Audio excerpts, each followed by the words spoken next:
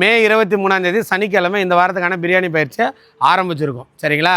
இதில் யாரெல்லாம் எத்தனை பேர் கலந்துருக்காங்க பார்த்தீங்கன்னா 10 பேர் கலந்துருக்காங்க. அதில் யார் யார் எங்கெங்கே இருந்து வந்திருக்காங்கங்கிறத இப்போ நான் உங்களுக்கு சொல்ல போகிறேன். அதில் வந்து பிரஜோஷ் சார் சென்னை, ரித்திக் சாரும் சென்னை, 2 பேரும் ஃப்ரெண்ட்ஸு ஒன்றா வந்திருக்காங்க. ஃப்ரெண்ட்ஸு தானப்பா, பிரதர்ஸா? 2 பேரும் பிரதர்ஸு ஒன்றா வந்திருக்காங்க. அதுபோல் மாரிமுத்து சார் வந்து பார்த்திங்கன்னா சேலத்துலேருந்து வந்திருக்காங்க.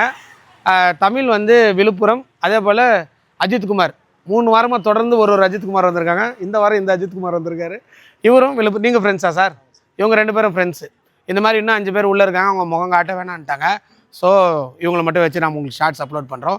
இவங்க அடுத்தடுத்த நாளில் என்னென்னலாம் சமைக்கிறாங்க, எப்படி சமைக்கிறாங்க, எப்போ முடிக்கிறாங்க அப்படிங்கிறதெல்லாம் அடுத்தடுத்த ஷார்ட்ஸில் உங்களுக்கு நான் அப்லோட் பண்ணுறேன்.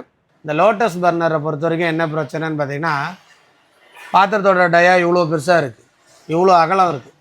இவ்வளோ அகலத்துக்கு இவ்வளோண்டு இடத்துலேருந்து நெருப்பு வரைச்சேன் எல்லா பொருளும் வதங்காது. சென்ட்ரல் இருக்கிற இன்க்ரீடியன்ட்ஸ் வந்து ரொம்ப சீக்கிரம் வதங்கிடும்.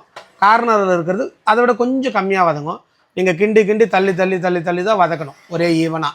அப்போ என்ன ஆகும்னா, எல்லா மெட்டீரியலும் ஒரே டைமில் வதங்காதனால இதோட டேஸ்ட்டும் மசாலாலே வேரி ஆக ஆரம்பிக்கும். ஈவனாக உங்களுக்கு வராது. அதனால தான் விறகடுப்பில் பண்ணுற பிரியாணி நல்லாயிருக்கும். விறகடுப்பில் பண்ணுற பிரியாணி ஏன் நல்லா இருக்குன்னா, ஹீட் வந்து ஈவனாக ஸ்ப்ரெட் ஆகிடும் எல்லா பக்கமும்.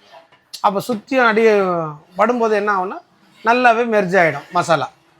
அதே கான்செப்ட்டுக்கு தான் இந்த கொரியன் ஸ்டவ் யூஸ் பண்ணியிருக்காங்க. விறகடுப்பும் கொரியன் ஸ்டவ்வுக்கும் ஒரு பெரிய ப்ளஸ் என்ன மைனஸ் என்னன்னு பார்த்தீங்கன்னா, விறகடுப்பில் உங்களால் நின்று கிண்டுறது கஷ்டம். அமௌண்ட்டாக அது ஒரு 5000 கிடைக்குதுன்னா 20,000 கிடைக்கும். 4 மடங்கு விலை கொடுக்கும்.